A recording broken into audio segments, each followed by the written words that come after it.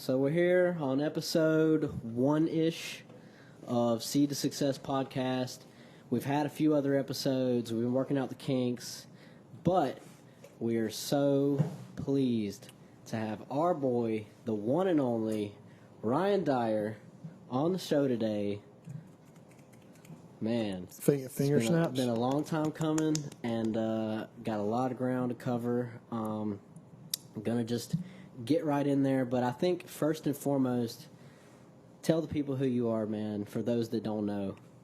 I feel like I say this at all my shows, so they're gonna know my act if anyone's coming to me. But my name's Ryan Dyer. I'm a singer-songwriter from Mobile, Alabama. That's right. It's kind of my little niche, I guess. All right, But okay. Born and raised? not born and raised. Tell us about that. Where were you born? I'm probably the only Alabama country singer that was born in Germany. Holy shit. Fucking Germany? Yeah. Germany. That's great. Yeah, and I've never been back, but this is actually funny because no one knows this about me. But both of my parents were in the Army. They were in the military, and they met in the military, and they were stationed in Würzburg, Germany. Würzburg, Germany. Yeah. Germany. I would have never expected that. Like, And Emily's like, that's weird. That's where you were born. So it's pretty crazy. That's interesting. I would have never in a million years thought that. Really? So you were just born there, but you didn't... I was only there from, I guess I was one when we moved to the States, or back to the States. And we were in Texas for, I think, 2 years, and that's where Jacob, my little brother, was born. And then we moved to Birmingham, Alabama. I didn't realize... Okay. So I have a ton of family Well, then in Birmingham. when did you come to Mobile then? Probably when I was about 4 or 5. 4 or 5? So Okay. I've been in Mobile pretty much the majority of my life. Okay. That's Man. crazy. No plans of going But- back to the motherland? Well, I kind of messed up, man, because I could have had a dual citizenship that I think you have until you're like 21 years old, and you can I guess claim that. But I surpassed it, so I think I would have to do paperwork to get it. But you can be like a dual citizen of probably still could. the U.S. and Germany. I don't have anything I against wonder it, what kind man. of tax break that would entail. I don't know. Yeah, that probably sounds like. That's like the crypto exit. Yeah, straight to Germany and get the Yeah. the nationalized. What is it? Ain't that what it's called when you become a citizen? You become nationalized. I guess. That'd be cool. Yeah. It would be cool. Yeah. I haven't really never looked would've into it. expected Yeah, that. no, I don't even know. That's what's crazy is Germany, we've like- all been friends for a Yeah. long time. I don't even know if y'all knew that. I don't think I've ever... I might have mentioned I it, was but- aware. I was aware. I think you brought it That's up. weird, a though. couple times That's over the crazy. years. It is crazy because you're like, just people's wouldn't like expect- Alabama, I think your born mom and told raised. That's what people think. And no, I was born in a different country, so it's kind of crazy. But it was on U.S. soil. We took tractors from the U.S. and put our soil over there. And Yeah. no, we didn't. We didn't actually do that. No, I used to have kids like pick on me in school. They'd like call me a Nazi and they'd be like, "You're a German" and stuff. And then I'd be like, "It was on U.S. soil." And they're like, "What did they do? Like get a tractor and move it over there?" And I'm like, I feel like your brother told everybody he's actually from Germany. That's how everybody found out in the first place. and yeah, Jacob of all people would be like, I was born in Texas. I'm from Texas. He's actually from Germany. I could just Yeah. see him saying something like that. Oh, It yeah. just sounds Give like- him Oh, like yeah. that's awesome. So, Yeah. does your brother make music as well? He does not. He can write actually decently well. We've wrote a few songs together. Mm-hmm. He's got the mind for it, and I think that maybe if he would have picked it up younger, he could have sang. Was there but any other family members that you had around you making music that I inspired you? really, Or you just felt it? my grandfather, he's the one that taught me my first song. My first song I ever learned was "Old Rugged Cross." So, I think that he would be one, and that's on my dad's side. On my mom's side, my great grandfather, he played. I guess he was playing the bars all the time. Could play piano, mandolin, guitar, but he was playing in churches. He was actually like playing on the radio, and he was on. He would play for church. Dang. and then he would be playing the bars on the weekend. So he was hitting both sides of it, which is kind of funny. A lot of musicians, though. You know? I mean, you got to. I mean, if you want to hear the good players, I mean, you're going to bars. I'm not saying there's not good players to a in church. You can find some good musicians in so churches too. Yep. You can. So you're in church on the weekend or on Sunday, and then Light.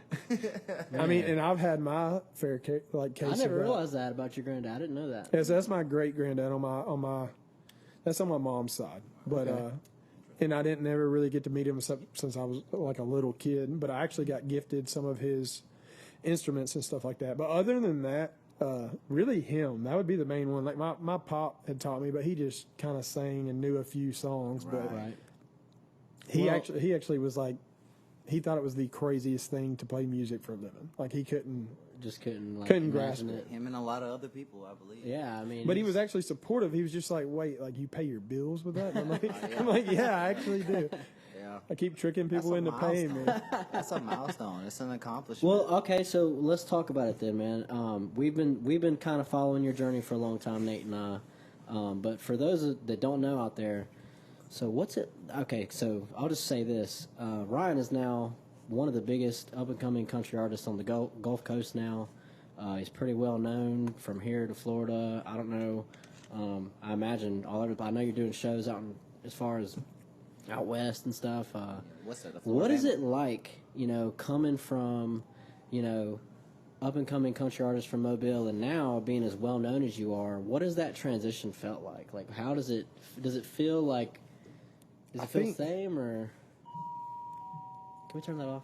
Someone's here. We almost forgot. Just hold that button down. That was right on time. That was a seed to success. The power button. Ding. You are successful. I don't know. It's weird because like I feel like as an artist you kind of constantly battle yourself. Like, does anyone know who I am? Because like me, I feel like not near as many people maybe as I would want to, but at the same time, I'll get these messages or people come up to me like, "Hey Ryan," and I'm like, "How do you know who I am?" And then it's almost like when you make a post and maybe you don't get the interaction you want, and you're like, "No one sees my post." Like the algorithms suck. You're like, I hate social media. And then you'll have someone come up that didn't even interact with it and be like, "I saw your post the other day." Like, and you don't realize how much people follow you. But for me, the transition, I don't know. I feel like when I started, I was on like a hot streak. And I was doing a lot of stuff that maybe I didn't even need to be doing at the time.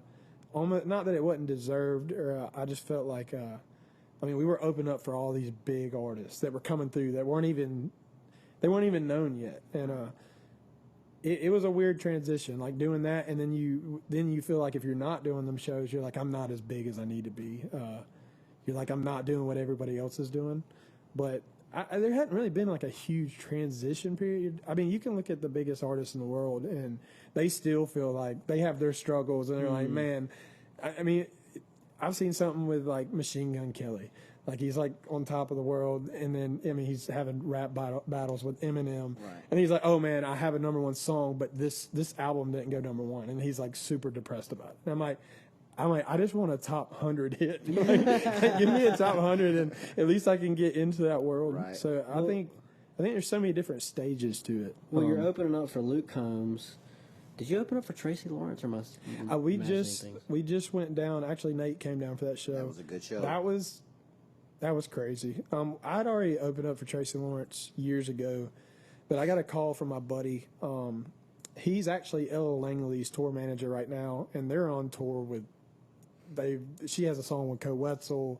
They're on tour. I think she's got some stuff coming up. She's going on tour with Morgan Wallen. Like all these people, she's doing a lot of big things. But it's a buddy of mine. He's a manager. What's her name? Ella Langley. Ella Langley. And then, but my buddy Chase, he sent me a text. Was like, "Hey man, I got a show for you down in Tampa, Florida, at the Dallas Bull. It's with Tracy Lawrence." I was like, "Man, I already did a show with him before. That's a perfect fit." And he's someone I've always looked up to, and I listened to 90s, like, royalty. He was doing stuff in the 80s, too, but, like, a lot of the stuff that I listened to as a kid was some of his stuff. but we went down and played in Tampa, Florida. That was a few months ago, I guess. Was that a few months ago already? About 2 months ago. 2 months ago. Good time. Man. Crazy time. Shout out to the Dallas Bull. That was a good time. That was probably the craziest venue I've played thus far. Really? Like, it's like it almost reminded me of like Floribama. If you've been to the Floribama Dome, it was like that on steroids. Right. I mean, there's It really people on the top balcony as far back as you can see, and it's just a big open venue. Yeah. And the stage is like 10-foot Huge tall. dance floor. Damn. Everybody dancing. It was going good. The stage, Yeah, it might not be let's 10 go. foot tall, but the stage is every there. bit of 6 foot tall. Yeah. So you're like way elevated. Yeah. And me and Amos Puckett, my guitar player, we just go down there as a duo. And it's like you walk out and there's like 2,000 people. Amos is all you need is backup. That's a I'm not gonna lie, man. I was nervous, and I know he was What's nervous. the biggest too. crowd you played for so far? It might have been that show. that was I a mean, big I- one. How many, I've how many played. people? 2,000? We might have played for more with Muscadine Bloodline. We had them down at Pirates Bar and Grill on the beach. It was like 3 years ago. I know it's a good A big turnout. ass crowd. That was on 4th of July. There was every bit. I mean, when they were playing, obviously there was more people, but there was just people spread out everywhere, like boats, and you could pull in right there with your boat on the water, and people were on the beach. But I think that might have been the biggest I've done, but definitely either that or the Dallas Bull, I would say. Hey man, I went to one show of yours in Floribama, and dude, you couldn't see the like, you know how it goes upstairs and then it's all Yeah. wrapped around. I mean, there Like wasn't standing. a spot. I went to that show you did the day after No Cap on that same stage in Dolphin Island, wherever it was. Pirates. Yeah. Yeah. That was with Jon Langston. Yeah, like, Jon Langston. dude, I was surprised. There was a shitload of people That was there. a And lot I of was people. like, dude, I was like, Ryan is coming up, like, for real. I was like, That damn. was a good one, and we kind of threw that together. It wasn't last second, but we threw that one together, and it was cool to get him out. Which I've done 2 shows. I mean, with. that was between 200 and 500 people. It was definitely, that was a good crowd. I mean, it's so crazy. Like, you can play, I feel like once you get into the thousands, there's not really a difference at some Right. point. You're like, to me, I would rather play for 10,000 than to y'all, like Yeah. this room. Right. Yeah. Until you're doing arenas or something. Well, yeah, because, you'd get nervous, but, like, you just pick a spot in the crowd and look there and look Do it. around and do your show. Do what you always do. Yeah, that's how you got But there. when you're you're- so fluid now, that's what I loved about seeing you, because I didn't see any of your shows for years, and then I went to the one in Dolphin Island, and it had been, I don't know, 3, 4, ever since I moved away and came back, it had been, 3, 4 years, and I was just astonished at how, like, fluid that you were, and how just comfortable on stage you were, and just like Very put there wasn't a together. hiccup. I mean, it was like Very put together. It was just very professional, and I growth was is like, there. damn, Man. We have come a long way. I think that's part. Like, I still do this. I always feel like my show's not enough. I'm like, I guess the cool thing is like that you have going for you as an artist, as any artist, is that you are you, and your songs are going to be your songs. So it already makes you a little different. Right. But like show wise, it's like when you go to these shows, and I'm not like a super jump around the stage. I definitely move and I definitely vibe with my band, but I learn a lot from going to other big people's shows. I always try to take something. It's almost to the point it's kind of bad. I'm OCD, so like I can't even go watch people anymore Right, because you're, like, the whole nitpicking the the whole whole time. If there is a sound problem, I know it. But really, the worst thing is I'm like the whole time I'm in the crowd, I'm like I want to be up there. Yeah. I'm like I want to be in that spot. Yeah. Like it's hard to go watch shows. Like there's a lot of artists that I enjoy, but at the end of the day, you're like, man, I would have loved to open the show or Yeah. do that. Yeah, you got to. We have to get Ocean in the VIP in the main room. He's got to experience that once. That is a When feeling. you talking about dome stage? Oh, what is that? Oh, yeah, the Where dome the- stage. yeah, where it's with like the bras blocked and off. all that.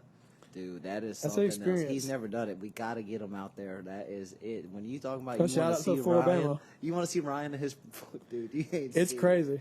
Those people in there, no women, they love them in there. Boy, they be going off at the Floribama. That is a loud room. They be going crazy. You can for hear him, the whole dude. crowd. It made me shed a tear. I couldn't. I walked in there and I sat down in that VIP and I looked at. Oh, I mean, it was at least it had to be 1,000 people in there, dude. It was so many people. It gets to where was you just- can't see the floor. You couldn't see anything. There were people standing on the stairs, all over the stairs, all the way up the stairs, all the way around the nowhere top, to go. leaning over. All the little sections in the back were taken up by people. And I remember I was just like, I walked through all of them, got in that little VIP, there was nobody. and all the eyes from down there just looking at me like, who the hell is this dude? You know, like, what is he doing down there? I One watch of the him go biggest up, honky dude. tonks in the country. Yeah, huh? going off, dude. This is the nicest people down there. They're the best people. It's a good time, you know? I always tell people, I'm like, if you want some culture shock, come to Yeah. the Floribama, come to one of them Come shows. have a good time, man. It's just different. It is. Especially if you come during like mullet toss. Right. That we're playing this year, mullet toss. Oh. First night, Friday night, I'm gonna be there. dome stage. I'm gonna be there. It seems like all the big events locally now, like you're there, like you know, like, It is, and people want like you to. It's play all good, those man. big He's local shows. killing it, and I love it. And then you get the bartender bring you the drinks right to you. yeah. You ain't even got to stand up, miss the show or nothing, and walk through a bunch of people. They bring you food, whatever, sitting there. It's man, that comes a reminds long way me- from the Bama bar. It reminds me. So when I was a kid, going down to the beach with my cousins a lot, like Corey Smith was a huge deal, and it really reminds me of like his come up. I remember going to like his first, like one of the first shows I ever saw him play. It was at the Wharf, but there was like no one there. I mean, literally, it was like us and like 20 other. It was like a flop Yeah. show, but we had a great time. He was like college royalty. Yeah, he was like the thing he for the was college like, kids. Yes, he was like just becoming, known. And then like 2-3 years later, I went to another one of his shows, and it was like packed the fuck out. We actually did a show with him. Really? That Yeah, was I'm one gonna of say, that yeah. was. I'm not It's surprised. it's so weird. Like you do shows with these, like Tracy Lawrence. I've played with him twice. Never met the guy.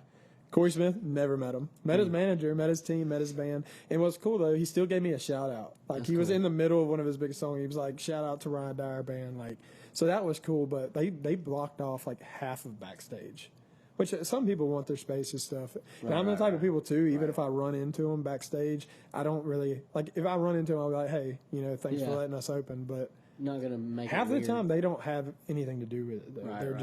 just like, hey, this is a guy that's local. He's got a little following here. Can he play? And they're like, yeah. So it's going through like management and stuff like that. Administrative. It's a job.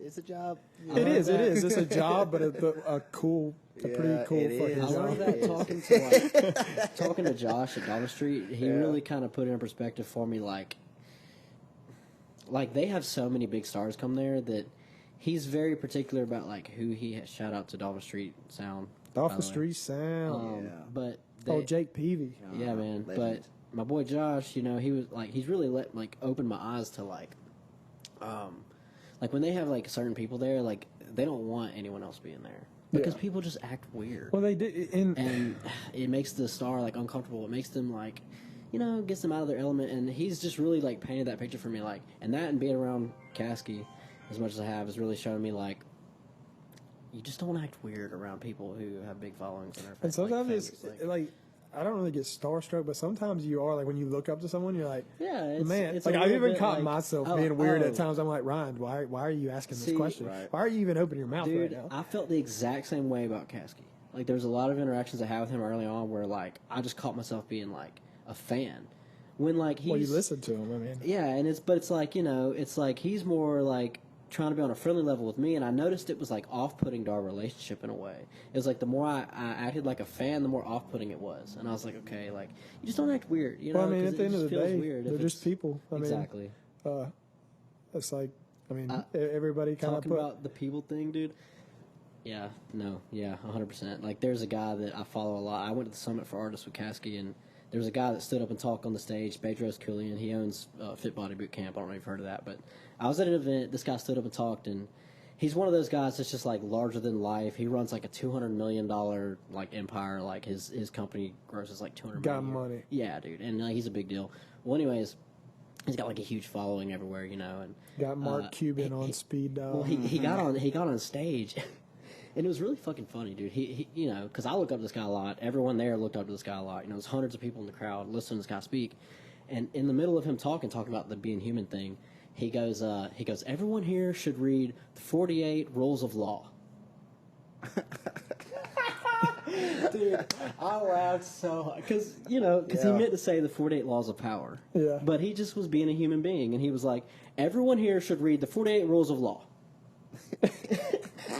And literally, either Caskey or Anonymous, one of them looked at him and goes, because they were on stage with him, they looked at him and they go, the 48 Laws of Power? And it was just so funny. Yeah. Like, but Yeah, they're just human beings. I mean, that's what it is. It's like sometimes you end up on tour buses with people, and you're like, "Oh, y'all are normal. You just have a tour bus, and I drive my truck to the show." That's the difference. But Real shit. I mean, it is. But I think that you do have to like put them boots on and play that role. But I don't think you got to be fake about it. Yeah. Like, I think you can come up and have people that want to meet you and all that stuff, but you can still be cool. That's my biggest thing. Is like, as I elevate, and if I ever get to that status, or let's just say when I get to that status, we got to be positive on here, right? Right. I love it. That's a I seed love of it. success. Watch out. This is going to be taken out of context in the highlights of this podcast. Ryan said he's going to be big, but Well, you gotta. I think you got to be cool. You got to be grounded. Like, you got to know where you come from, and I think that's part of it. But also, I can see the flip side of it being an artist too. Like you said, some people, which I'm not gonna say anyone's weird, but you do have them people that take it too far, that think because they know you, they can come grab your mic out of your hand or grab your. I've had people grab my drinks, like even if it's a regular drink, like grab them. I had someone one time, which I was happy they did this, but he took my drink, and I was like, I'm about to stop the show, and he took $100 bill and threw it in my Sprite. And then he like put it back in my cup holder, and I was like about to say something, and I looked down, and I was like, "Okay, he's cool." He threw $100 in there. Yeah, like Yeah. I was like, "I'm gonna let him slide." Like it's all good. Yeah, It still ruined your drink. It's still a dick way to do it, honestly. yeah. I mean, there's, Oh, but that's the Maybe difference he didn't see too. it. That's the It was difference. clear liquid. I feel like I'm in the coolest part of my career because like we're still doing big stuff. Like we're playing. We just got this announcement. We haven't even said anything about this yet, but we're opening up for Chris Cagle March 22nd in Pensacola, Florida. That's fantastic. And this guy I've listened to, he was like, when we used to burn our CDs, he definitely had about 4 of his bangers on there. Like he had a big 90s influence. But we're opening up for him, so that's pretty cool. Oh yeah, I know you've opened up for a lot of huge. I remember going back to a Mo Pitney show with you. Yeah. James Otto. James. I remember going to that show. I don't wasn't on that show, but I do Nah, we remember were going there. to that with I y'all. thought you We watched opened it it or that- something. I didn't open for them. I'd say the biggest one I did was definitely Luke Combs. Yeah. That's I just feel at that point that you're like name dropping, but Oh, yeah. but No, people but got to yeah. understand like when we opened for him, he was. I don't know if people remember Vine. Y'all remember the Vine days, Right. That's how I found him. It's like the old TikTok, but you only got Yeah. what 10 seconds. Right. But he used to be on there, and that's where I found him. And I'll never forget, he dropped Hurricane, and he wasn't on radio, didn't have a record deal, and I put it as my alarm, and it went off one morning, and it was like, that was like one of his first big hits, but it hadn't hit radio, he didn't have a deal, and the alarm went off, and I got a text. I woke up, and I had a text on my phone that said, "Do you want to open up for Luke Combs?" The weirdest thing in the world, but I was Synchronicity. like, heck yeah, I want to open up for him. Wow. I've loved seeing. And I think were you at dude. that show? Yes, sir. Because I remember that show. We got a little Nat in here. I got a little friend over here. That was at But, Troops, wasn't it? Yeah. Well, back then, was it still? What was it called though? I think it was midnight. In Rodeo. Midnight Rodeo. Yeah. He came in. I'll never forget though. He like, and this is a true story. He came up in there, and I was like a big fan of him, but no one really knew who he was then. I mean, he still had like a few 100,000 streams on stuff, but he wasn't like blown up. Right. He was underground at that time. Right. And he came in, and he was like, he just came in, and I'm like, this is cool. He came in here to talk to us before we play. He was like, I'm just a short, chubby, fat dude, man. And he literally said that, and I was just like, okay. It was really kind of Just a regular awkward. dude. We didn't even get pictures with him, but he was like, shook all the band's hand, and he just came in. And then what was crazy, too, it was like less than 100 people there. Right. What were like tickets like $10? That's how it is. Yeah. I remember. I remember I saw a Yellow Wolf show at Troubadours one time when he like was first getting big. On everything, y'all, there was like 10 people there. I was like legitimately like pissed at Mobile. I was like, y'all have let Yellow Wolf down. Like I was there, and I was like dapping him up. He was like rapping just to me. I was like one of the main people, Yeah. and it was like it was kind of great in a way. Like he Right. might remember me one day, maybe. Right. I doubt it. That one dude in the crowd. Yeah, I was like, dude, it's fucking Yellow Wolf. Like I saw Old Dominion there. Did you go to that one? Oh, we did. That was a good show. That was a good show. I had a good time. man. There was more people there. I saw the than- wax there. That was Yeah, pretty cool. yeah, the girls. That was a good. Oh, that was when Yellowhammers. That was when Bates and Tommy Chain had opened up for him. Yeah. I remember that show. Me and John Hall went to that show together. Me and Ocean's biggest, I guess, goof or fumble is not opening up for a jelly roll. Oh yeah, because we had the opportunity and we didn't. And we 'cause we're didn't do stupid. that back Oh. during his during What? his Yeah, during his literally. come up days. Literally. Like before Where he did was this like, story come from? And I just thought about like knowing him now, seeing the type of guy he is. We When like 100%, Nothing Special was he like probably would have liked at us its for sure, prime. man. Fucking Who- Dalton hit me up and he was like, "Hey man," he's like, "You want to open up for Jelly Roll?" And y'all said no? And No, he had hit me up, and Y'all just like, we were no, I working ain't- really hard at that time. We had a lot going on, man. We had a lot of shit on the table, you know. we just missed the opportunity. But it wasn't really that. I mean, we kind of missed it, and also at the same time, it was like 12-hour notice. Was it like 10:30 at was night? it a timing issue or a It money was like money 10 issue? It or- was like a Friday night, right? He texted me at 10:30. He was like, "Can you open up for a Jelly Roll tomorrow?" was at it? like I don't 10? remember that. Was it? Mm-hmm. And it was like the next day we had to open up for him. And I was like, dude, we can't go up there and embarrass ourselves because we're going to be working here till 2 o'clock in the morning. And tomorrow we're going to have to get everything set up. And I asked him, I was like, should we do that? And he was like, dude, we can't. We have too much shit like going on right now. You know what I'm saying? And This boy, is we before he should've- was big, obviously. Right. Like big, Oh, big. Well, dude, he was still big enough. He was like, big. He was Jelly Roll, Yeah. but he wasn't like on the country music. He was doing television more of his yet. rap side. Yeah, Right, This is but before any. Like, Seeing he a had any humble number man one like hits. that makes me wish that I got the the I bet chance you to he's be probably around the him. coolest hanging I out. bet. Oh, yeah. And he probably would have liked us. Saw the potential Yeah, in it, something seriously. like that. He's But- always on TikTok. Like anyone that has something, he's like, man, would love to collab. He's writing with everyone. It was in a the weird industry. timing, man. It was just a weird timing. Like I said, it was like the next day notice, and we had to work all day the next day to can do all kinds of, you know. When we were building this, working on the seed, when we were planting the seeds to success, you know. Oh, When name we were- drop. I had to do it when we were planting those seeds. A couple of opportunities came up, but I wouldn't say that we lost them. We just got to get them back. You know what I'm saying? That's what it is. Sometimes there's a step back, but I mean that's happened with us. We've had shows that Fell through. that we wanted. It almost happened with this last show. It's like you'll say yes, and then there'll be a misunderstanding, and they're like, he's got an opener that's touring with him. We Right. don't want a local opener. Like we have, so that happens a lot. And sometimes it's a money thing, Right. But sometimes I'll take the show if I feel like it fits and I feel like it's beneficial to us. We'll take the show. Yeah. But I would never, ever, ever, ever take the show for free. I'm glad you brought that up. Though. That's the young artist. If you want to open up for someone, that's awesome. Right. But you're just screwing every guy in your hometown Right. if you're just doing it for exposure. right. I You gotta had set precedent. you just can't do that. You just can't go up there and show up for free because you're like, okay, I can pay this opener $500, say 1,000 if you're Right. touring, whatever.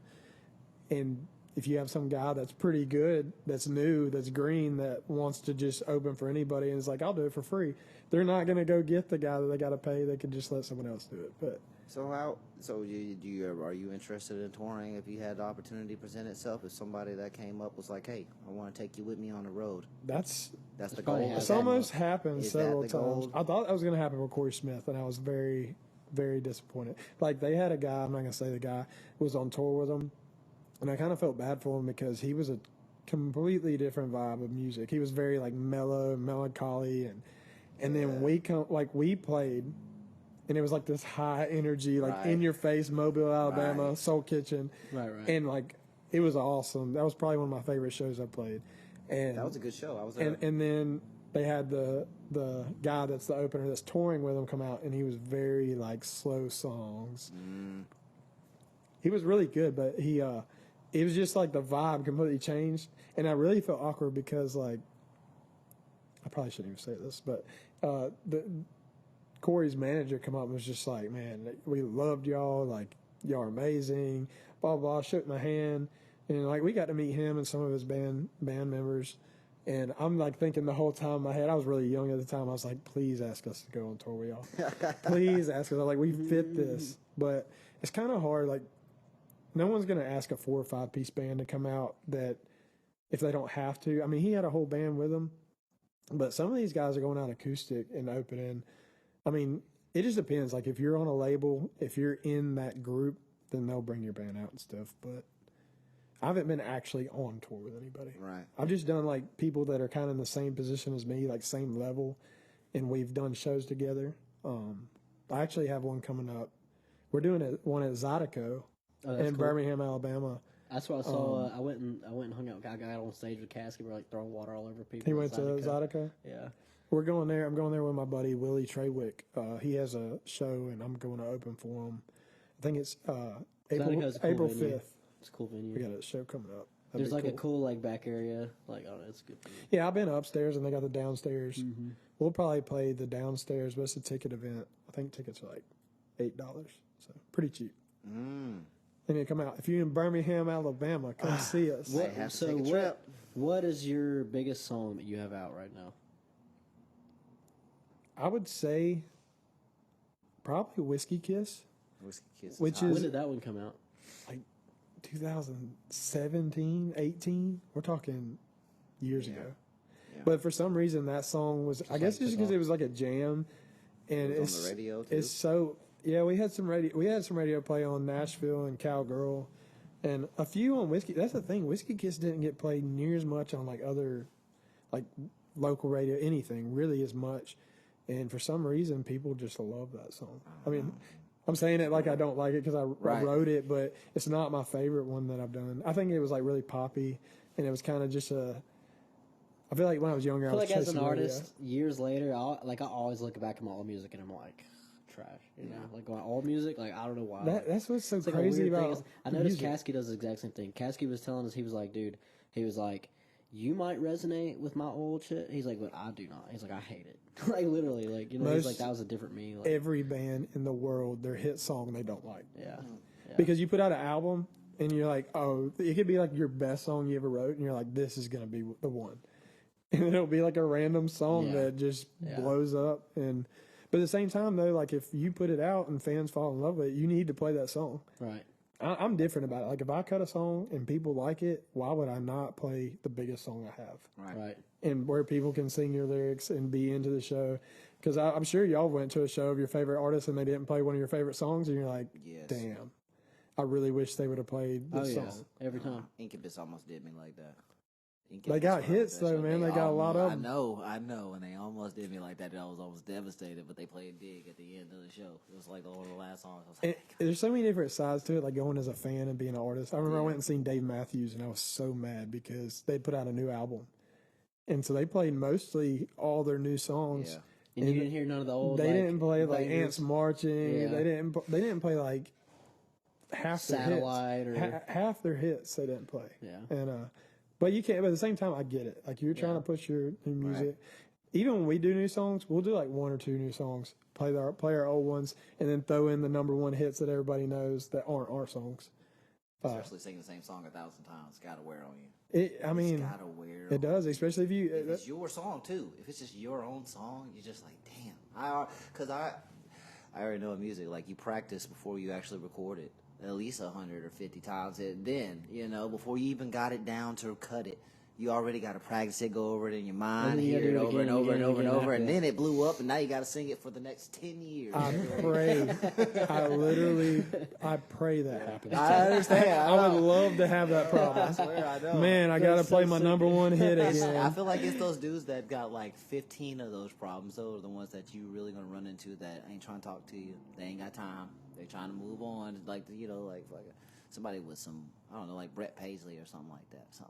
Any hit is gonna be. I mean, the only thing I guess that would be not as cool is like that you didn't write it. But even then, like it's still a good problem to have. Like you're making money, but if you imagine like you're getting all the mailbox money. I'm singing it twice. Right. I'm singing it every night. Yeah. I'm singing it in the VIP if you come, and I'm singing it again at the show. It only takes one. It does. I think that's kind of like, I need something to pop. I need something that's going to. So what's going to pop? What's your next stuff you're going to I don't know what's going to pop. I haven't figured that out yet. So. Man, we need a whiskey. What can we look forward to? I got a song that we're cutting right now that's way different than anything I've had out. It's a song that's it's called Never Know. And it's kind of like a dancing song.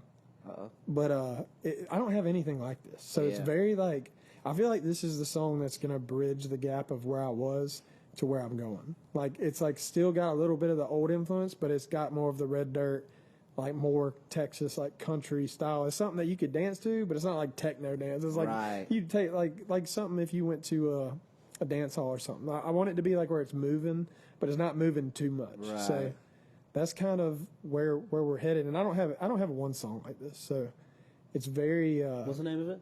Never Know. Never Know. And we just started cutting it. I was in the studio like 2 days ago, so I'm really, really excited. Especially when you see the music video, it's going to tie it. Wow. Actually, shout out to Alex Young. He's out to one Alex. of the best. I think he's the Alex Young. best camera guy around here. Like, Yes, absolutely. I don't even want to say camera. I'm just say videographer, all the above. Alex is a great creative mind. Alex Young is just an overall good Shout out to visual Alex. creative So if mind. anyone's seen Like No Other, that was my first music video. Great video. He did that. He did 1,000 Miles Away music video, and he'll be doing the Never Know, hopefully, if he wants to. That got I what wanna I do some want, Ryan, man. too. I love that got what I want. I just be walking around Oh, singing man, that. that's the old one. Dude, I know, but I can't get past I it think you're sometimes, gonna like the dude. Never Know. I believe it. I believe The music video, I don't even want to give it away, but we're just, I don't know. I'll just say it. it. Give me a sneak peek. But Give me the a the sneak whole idea for the song, especially the music video, is going to be your typical bar scene. Like guys are sitting at the bar. You have a girl out there, and your buddy's like eyeing her, like he's scared to go up to her, and you're like, the opening scene is going to be like us in the background, like walking by, and they're at the bar, and we're just setting up in some smoky little bar, like we're setting up on the floor. And it's just going to be, we're way in the background, and you're just going to hear the song start. But it's going to be playing one of my other songs in the background, like his bar music, probably like Nashville or something. Right. And then Don't get it's too going to be many him. secrets. It's going to be like him being like, man, why, like, are you going to look at her all day? Or are you going to go up and say something to her, you know? So he's going to go up to her, and he's going to dance with her, and then it's going to go to a scene of him bringing her home. It's going to go to their on dates. It's going to go to they get married. Tell the Kids. story. It's going to show everything that happens, like, you know, of their life. And at the very final scene, the whole thing is going to reverse back to the opening scene where they're at the bar, and he's going to say, nah, I'm good. I'm just going to call it a night. He's going to go home. That's crazy. So it's like the whole idea is like what would have happened if he would have talked to this girl. It flashes Telling the through his story. whole life. love And it. then at the Timeline. very, very end, it never happened. I love it. Genius. All So- because A of lot of people that. don't realize, you know, a lot of the creative process in music is this. It's like you're literally telling a story. You're painting a picture. You're like directing, filming, recording a movie. And a music video can bring a whole, like, have you ever listened to a song and you see the music video, you're like, oh, did not know that's what he was really Right, talking about. right. Like you perceive it how you want to when That's you hear art. a song, and then you see that art side of like a music video, That's- and you're yeah. like, I did not see this coming. That's Like, what makes art. Art is something that you're supposed to feel. It's supposed to make you have an emotion the first time you hear it, see it, feel it, whatever that is. You're supposed to feel some type of way about it's it. powerful, man. I mean, if you think about it, there's some songs that don't do well, and then the music video comes out, and it's a man, hit. So good. You go from like it had like, you know, a few 100,000 streams, and the music video is just fire. Good example. Tequila makes her clothes fall off. Like when I watched that song, when I heard that song, I was like, okay. Is that Joe Nichols? Yeah, Joe yeah, Nichols? Joe Nichols. He's and the then- guy. We did a show And with then him. you watch the video, it's grandma. You know what I'm saying? You watch that whole song, he's talking about his grandma in the video. So it's like the second time, even when you watch the video, it's like it's fresh to you and it's funny, it's got some comedy to it. But when you're out in a bar or something, tequila makes her clothes fall off, you're thinking about a beautiful woman that's getting drunk out with her friends. You watch the video, it's his grandma. You know what I'm saying? And that second hit is like, it's a second dose. It's almost like taking something that's you've already heard it, but now you visually have this thing to add to it, and it's even better now. You're It like, is. damn. You know, lose an earring in her drink, and you That's think about it so genius. different now.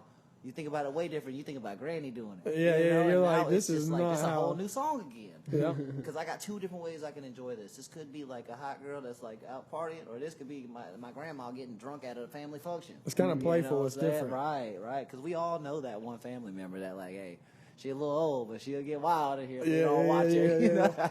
That's funny. I don't even know if I've watched the music Really? video. Gotta watch that one. That's a classic. I hope I'm right. And that was a hit. That was a hit song. Jamie, can you pull that up? Like, shit. I'm We need pretty that bell. sure. I'm telling It's you. been a while since I've seen it, but I'm pretty sure that's how it goes. I think it was like an old lady going off. But yeah, I mean, I like that, and that's one of the things. We're gonna you gotta fact feel check you. stuff. Everything said on this I'm podcast pretty is sure. fact I'm checked. pretty sure. And that's what. Yeah, I think somebody's gonna Somebody's watch gonna be this in the and be like, comments right now, like, nope. They gonna be like, you gonna get him off of the country section. You know, he's trying way. I too mean, hard you've right probably been to more country shows than the normal person. I've been to a lot. I've seen a lot of country artists. I've seen a lot that I of don't even This remember. mug showed up in Tampa with a cowboy hat. I Love it. I did it. Stepped in there, walked around for about 3 hours for the only other black guy in the building to walk up and go, whisper in my ear, say, "Your hat's on backwards." I wish I had seen him too I because looked him he in the sure eyes. did. He had his hat on backwards. All I could do. All I could do was just close my eyes like this. Go. Hey, at least someone helped you out though. It just hurt. I felt because I thought about all the people that looked at me, that saw me, the eye contact, and I bet there was a couple cowboys that walked by and was just like, They're just shaking their they head. know it. Because you know some cowboys can spot a backwards hat like this. Yeah. I'm walking around with bare in hand, eye confident, feeling it. Confident. Dude, the only other black guy in the whole building, he slipping through everybody. He had to come save me. He was like, you're embarrassing us. Your hat's on backwards, brother. And I turned it back around. And as soon as I put it back right, because you know what was funny is it didn't start off backwards. It was after I had got drunk. He literally came up to me and said this. He was like, dude, he said, I seen one other black guy here. And he's like, you know how I knew? He's like, he came up to me and told me my cowboy hat was on backwards. And dude, he had this crazy hat on, like it was like over the top, one of them brim hats. Sombrero? It's like not a sombrero, but it's like a brim, like a flat. Yeah, brim. it was like the flat With a feather style. coming out the back type. Oh, he was over the top with the chest out. Emily too. She was like, she would have told you. If she Yeah. would have seen it, she would have told you. I got drunk and I started acting like I was at a rodeo and I forgot and I put the hat back on backwards. That's what it was. Because when I left the house, I was ready. Because I mean, even Jacob I don't was like- believe this at all. I'm telling you, I was ready. When I I'm left telling the you, you house. walked smooth up in that building, But so confident I'm just with not, it on backwards. I'm not good at. I mean, I wasn't. I mean, used you to wearing pulled a it off, cowboy though. hat. I You don't pulled it know. off. I feel like y'all. You know what? Did I you didn't have- see did you have no one J's else on? take their hat off, and I couldn't stop taking the hat off, like just holding it in my hands and playing with it and moving around with it. But no one else in the building was like taking their cowboy hat off at all. The fit was fresh though. It He was was. like he didn't have cowboy boots on. I What was had you? the forces? Yeah, White forces on them. it was clean. Kept it true. It went together. So to visualize it, it was the white forces black cowboy hat. With black pants and like It a was black, fresh. black like silk paisley shirt. What is that? That He Aria? literally outdressed me, and I was playing the show. like Aria or something like that. I had to go big, go home. I was can't the be walking opening around. artist, and I was not dressed for the Dude, you occasion. should have seen me when he told me that, though, man. I just closed my eyes. Was like, ooh, because I know it'd been a couple hours, and people. I've been all up on the bar, looking at girls. Let me get 2 tequilas. Let me get That's so 2 damn Capri funny. Suns for me. Like I was like, I got it together. That was a good show though. We had a good That time was that night. insane. The food was good. Everything was good. A little truck outside. I wish I could remember the name of that food truck. Shout out to them. They did their thing over there at the Dallas Wolf. We didn't even hardly drink there, but we went back to the room. And They took care of us. They let your uncle up upstairs and all They that. did. They were gave us nice. gave you a little VIP section. Dude, it wasn't it. We were all just standing around there for a second, and I walked up to somebody. I was like, "Hey, man, we got a man in a wheelchair. Is there like somewhere we can squeeze the family for the? You know what I'm saying?" He was like, They "You set got it an up. elevator back there." He was like, "You can't use it, but he sure can."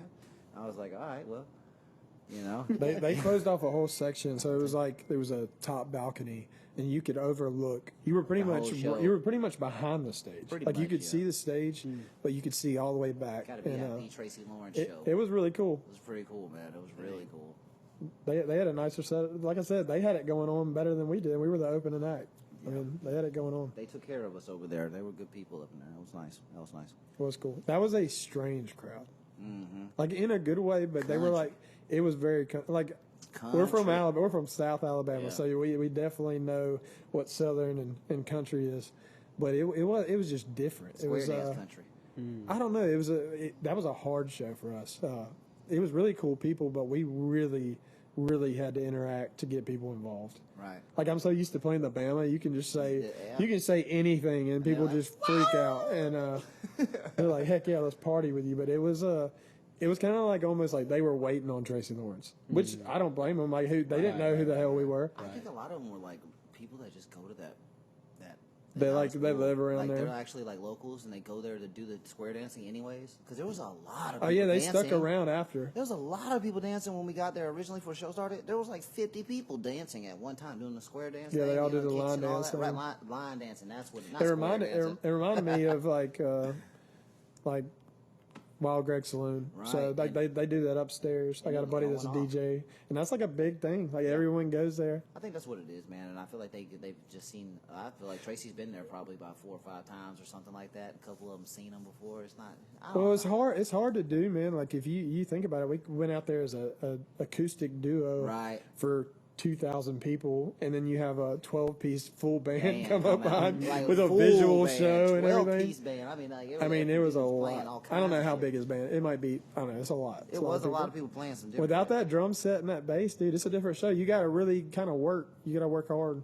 But I think it's cool though, because I think even when as I get bigger, I'm still gonna play covers. I mean, here and there. Right, I definitely play all my songs, but you got to play them number 1 hits. I kind of take like the Brooks and Dunn approach. Like their whole thing was when they were playing in Oklahoma and Texas, they said they did not play a song that wasn't, if it wasn't their song, they didn't play it if it wasn't a number 1 hit on radio. Right. They would not play any song unless it was a number 1 hit. That makes sense. That was their approach. So they'd play like number 1 hit, one of theirs, number 1 hit, number 1 hit, one of theirs. And I think there's something to be said about that because people are like, oh, I really like this song. Like I know this song. It's on the radio. And then they hear yours and you're like, hey, this is my song. And then it automatically makes them want to like you more. Because I feel like if you play something that like no one knows and it's a cover, they're like, this ain't what we want to hear. Right. Yeah. And then you're like, this is one of mine. And then people are like, this guy sucks. Yeah. This guy's horrible. Because every crowd ain't the same, man. Sometimes there's bad crowds too. I don't care what nobody says. Some people they just come to want to see one person, hear one song. And that's true. And that's simple. And then other people want to come and have a good time. Depends on where you at. For Alabama, they come to have a good time. There is. And I think, I don't know, there's something to be said about like the Southeast. A lot of people do want to, it's almost now it's cool to be underground. It's cool to not be mainstream. People almost want to, and I feel like this is the new thing with country. It's almost becoming like rap. Like even since we were kids with rap, if a song was 2 months old, it's old. It's old. That was a hit 2 months ago. Who's this new song? Sometimes and country music's becoming that. I mean, not completely, but there's like, oh, there's this new guy, and he's new for like on TikTok and stuff like that for like 2 months, and then people are like, there's another one. Yeah, there's a hit, and there's another guy. Yeah, what's that? Or girl. What's that dude with the beard? There's a lot of You them. remember Oliver Anthony? the Oliver Anthony, like him? That's a key Zach example. Or is it? Oliver Anthony, ain't that his name? Yeah, I think that is. Yeah, like him. It just Yeah, he had that hit, and but he's killing it now. Like he's got music that can have longevity. In my opinion, he took the Billy Strings approach. Because if you're actually like, remember Billy Strings back in the day? He was like one of the first people I saw that just shoot a video with like regular old ass something and just be recording a good ass song. And it didn't matter. It was so raw that it was just so good. It didn't matter. It was just like, and that made it better. It was like him just sitting on the couch with his friends, dusting a baggie, I love killing Billy it Strings. on a phone. You're like, damn, this is good. There's something about that, like the feel of the rawness of it, man. And, the clean videos are good too. I like a nice clean one, but something about a person just standing in the woods, guitar, phone in hand. Well, his was pre-recorded though. But I will say that now you got all these guys that go ahead. Yeah, they go ahead and record it, and then they just sing over it and act like they're singing. It's a good setup, It's just a good. It's a good change of pace compared to what everybody else is doing, trying to make everything so flashy, so. You're getting to this point of music where I don't want to say sounds shitty, but the more raw it sounds, people are more attracted to it because they feel like it's more relatable because they're like, that sounds like just a regular guy record. Zach Bryan is the king of that. Right. Some of his recordings, like his first recordings, no offense, they're great songs, but they sound horrible. Like as far as I don't even say production. Now he's placed his songs well together, but like some of them are like recordings off his phone, like memos. Right. But it just proves to you that it's in the song. It's in the songwriting. Like he didn't like have these real. Even his new stuff, it's like professionally done. It's done by these big producers, but he leaves a rawness to it that I think people are more attracted to. It's necessary. It's necessary in actual instruments. There's a group I listen I'm not to. even gonna say sound horrible. That sounds really bad. So I don't want to get. I don't want to get roasted on. There's a guy that I listen to called Yacht Club. You ever heard of that? Mm-mm. I don't know. But it's like alternative music, but it's so good. But noticed. I think he sings like through his guitar amp or something. Because it sounds cool. So it's like distorted. Dude, it sounds so distorted and in the distance, and it just adds this like melancholy feel to everything he does, and it's so unique. And I've noticed like there's something to that. Like There is. It sounds very like garage band. It's but kind it's of like, funny, like even doing my it's new amazing, song. though. I've told like the guy that's producing me, it's one of my good friends, Mr. Greg DeLuca. I told him I was like, I don't want it to sound crap. I mean, we talk about it all the time. If you listen to like them '70s hits or any of like the Beatles or the drums sound horrible, but at the same time they sound amazing. It's a weird thing. It's like a rawness. They're recording different back then, but it's like it sounds so good. I think now everything's so polished and like it's like cookie cutter, polished, auto tune. It's perfect. You can make a drum set sound perfect. You can make a beat sound perfect. And we can tell. You're starting to be able to We tell. can Even tell. like the normal consumer that doesn't even do music, they're like, they can tell. Like you said, you can tell on their voice. Or I think there's something to be said about keeping it somewhat raw. I think people are attracted to that. That's like, Well, people are seeking authenticity. That's why the Oliver Anthony guy, I think. That's why I think he's Super taken off authentic. because it's extremely authentic and it feels real. Like, I'm a huge Gary Vaynerchuk fan. That's what he. Yeah. I love Gary Vaynerchuk. Gary V. And he talks about like, you know, he cusses a lot and he's very like in your face about shit, but he seems so authentic. Right. And I feel like that's I part like of, that he does it. I mean, part of his not lore. everyone in the world has to be PG-13. Right. It's like, And he doesn't apologize for no, it. he's like, That's who he is. Yeah. And it gives him this very like authentic touch, and I think there's definitely something. I think that's why everybody likes George Strait, because it's so, like, I know I say this all the time, that Amarillo by Morning type shit. That's a simple song. It's not like He's got a few of them that are. It's not like he's going all out on that. You know, it's a couple like it's a full band, yeah. All right, But it's guys, not look. going crazy, but it's so good. I've been- All right, we're back. We are back. We took 5. I had to use the restroom. Yep, We're back. but what we were talking about before we got Hey, outta everybody, here- Ocean's got a jacket on. I now have the jacket on. Debated whether or not I should wear trying it. to add to the rawness. If you're wondering why he has a jacket on, he has some kind of deal, whatever brand that is. What is that? Yeah, right I now? can't. Yeah. What's that? It's Polo. That's Polo. Me Polo. and Polo working out. He's working with Polo. Yeah. Oh, Trying Ralph. to get it in. Talking to Ralphie. See what he got. Oh, going on. Ralphie. Me and Ralphie. Oh, Ralphie. Go way boy. back. I know Ralphie. I like his story, man. He's got a good seed to success story. I always like listening. I know nothing Let about me him. tell you a little good seed to success story before we get out of here. About it's about you, but it's about Ralphie right now. So how he started out in New York as just like a regular old man, but he was like a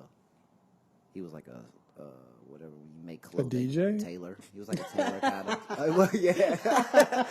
It's like it's You my was going sewing. like this, I like you guess were that's- like doing they like used to- turntables. People used to sew like that or whatever, but he used to how he started out was he would make ties, his own brand of ties, and he would go to like Main Street in New York to like the biggest businesses, the tall rises, and he would wait on the CEOs to come out when they come out and they stand outside the business. They'd be waiting for the taxi and taxi.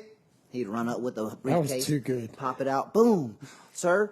Yeah, look, I got some of the finest ties in the city right here. I made these myself. My name is Ralph Lauren, and I just want to let you know that I can introduce you to one of these ties with like a sample just to see if you can boom, boom, boom, just make from them finest.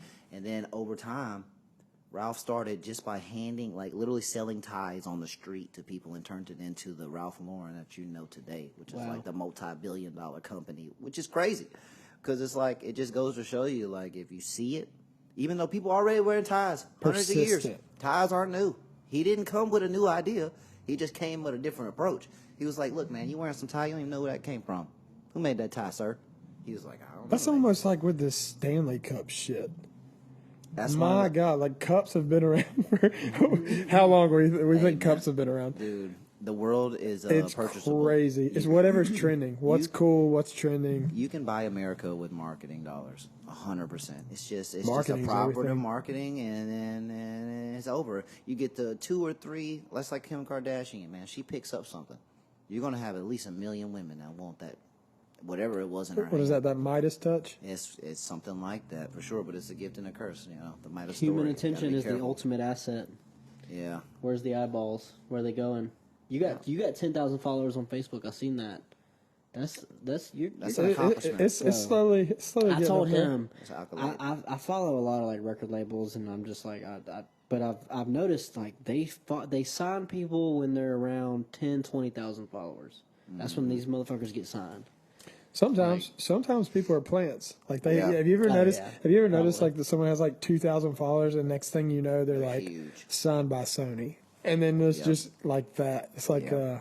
snap a finger, everything changes. I think there's quite a few of those out there. Well, they're doing that a lot with these TikTok artists. You're kind of selling your brand. Like they're getting people that like, oh, he has a hit song right now, and he has 200,000 followers. We want to buy your company. It's pretty much a company. That's what you're doing. You're selling yourself as a brand. Right. Some people Cody Johnson was the king of it. I mean, he was making more money than anybody. He was just completely independent. He's the only one that signed a deal recently, like a major deal, that did exactly what he said he was going to do.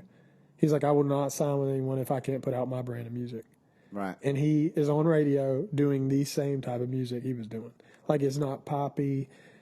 He kept it country, and that's what I want to do. I want to be independent. Like, if you came up to me right now, I had a record label reach out to me. I didn't even tell you about this. I had a record label reach out to me probably last year, the end of last year, middle of last year. And they were like, hey, we like your songs. We like this. But they were kind of like saying, they were kind of talking down to me at a point, like, you don't have a lot of followers or this and that. And they started like asking, like before I've even talked to them, like, we'd love to meet with you, but we want this, this, and this, and this from you. I'm like, they're already asking for stuff from me, and we haven't even had a conversation Stacey, yet. yeah. I was like, this is a red flag right off the jump. Right. And I looked up their website, and it was just like, this isn't a knock on anybody. It was no like standout artists on their roster, and I was like, okay.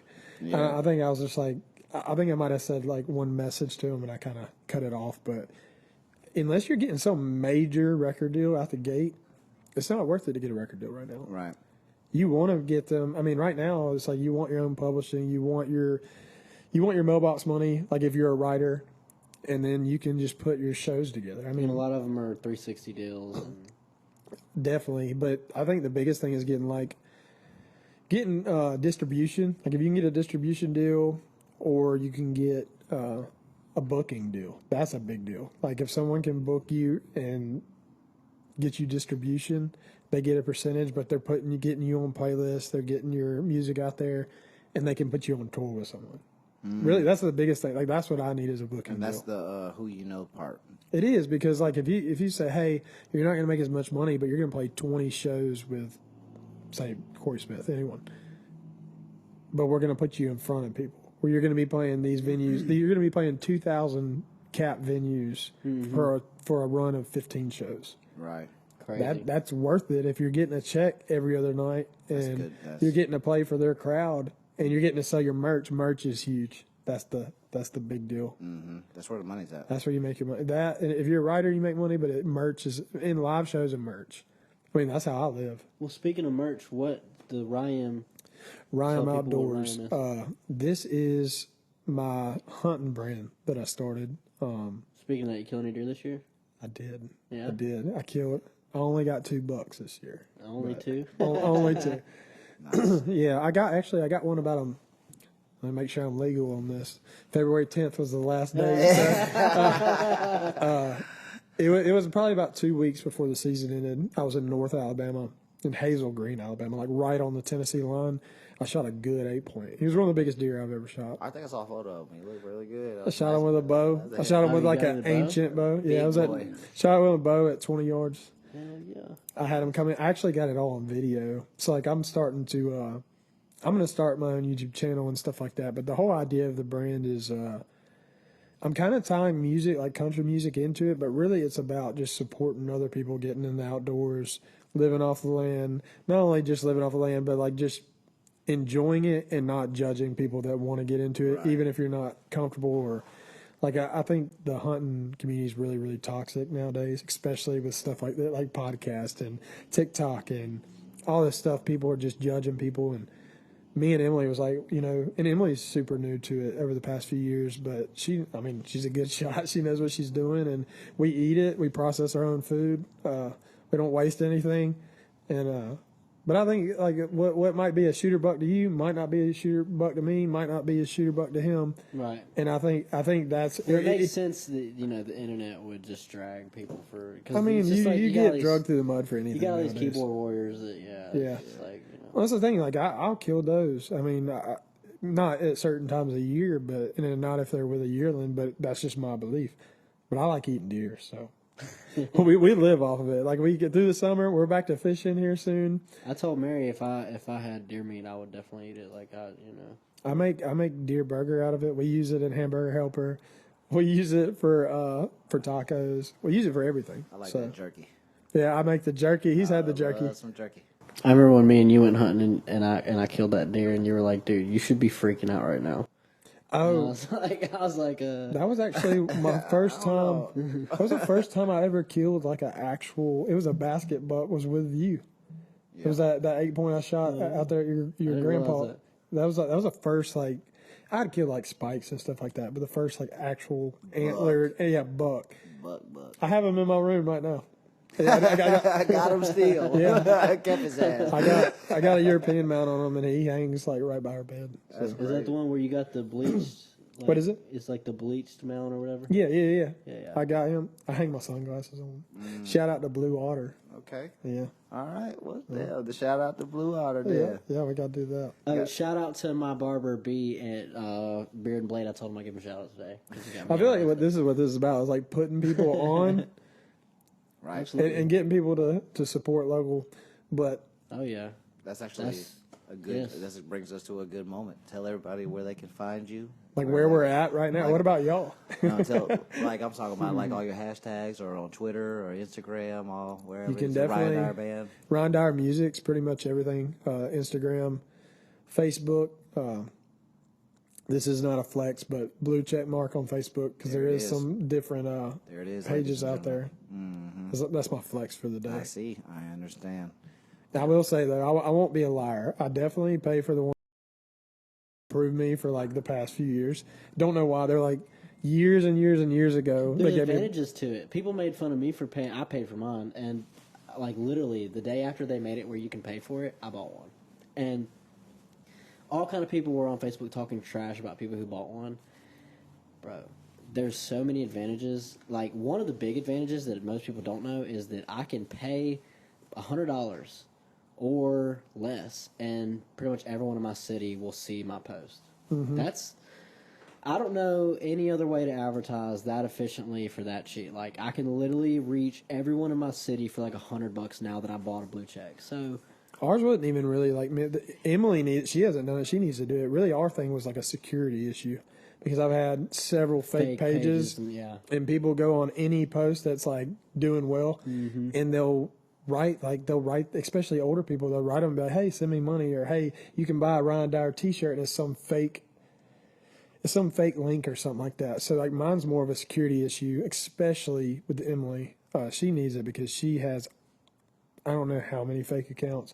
I've had guys write me and be like, hey man, just letting you know, I've been talking to your fiance for like 6 months, and I'm like, I don't like know how to say it nicely. I'm like, man, you're getting scammed. They've been like sending this account money and stuff. They're like, I'm just letting you know she's cheating on you.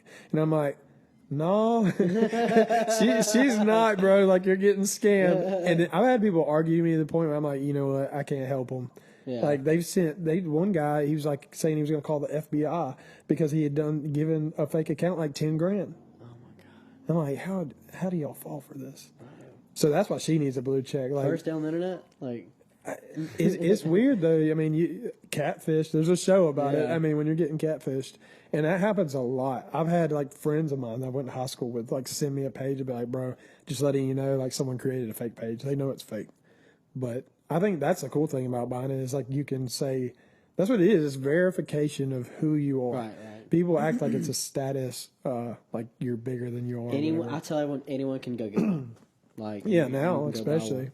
What's cool because people still come to me and they're like, "Yo, how the fuck do you get a blue check?" Like, people are tripping. I'm like, "Dude, you can go buy it. It's like easy. Pay for it. Yeah. Like, it's very easy." That's what I do. I do on my. I think it's just easier to have it. I already had it on my Facebook probably 5 years ago, but I just wanted it on Instagram too. That way they know, okay, this is Ryan Dyer's official page. Yeah.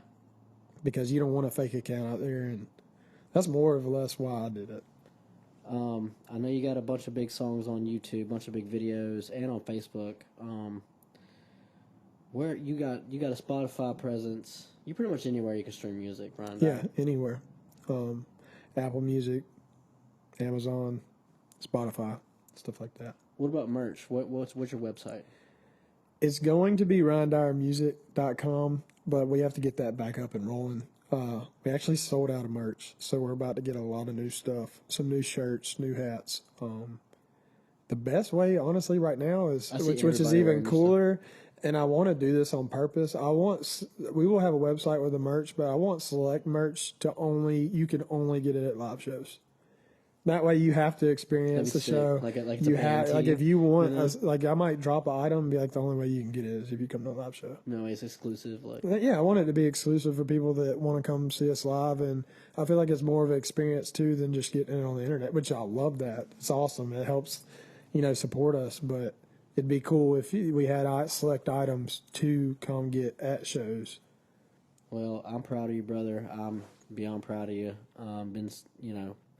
Been seeing you jam since high school, and really cool to see you sharing the stage with Luke Combs and Tracy Lawrence and all these big names, and getting your name out there and having tens of thousands of views and followers on everything, man. It's just beautiful to watch. I love seeing your growth. I know that you got a lot further to go. I appreciate you coming on. I appreciate you, man. Yeah, See to success. They'll have a lot of people coming on here. Yep. And I appreciate you having me on, dude. Absolutely, brother. Love you, man.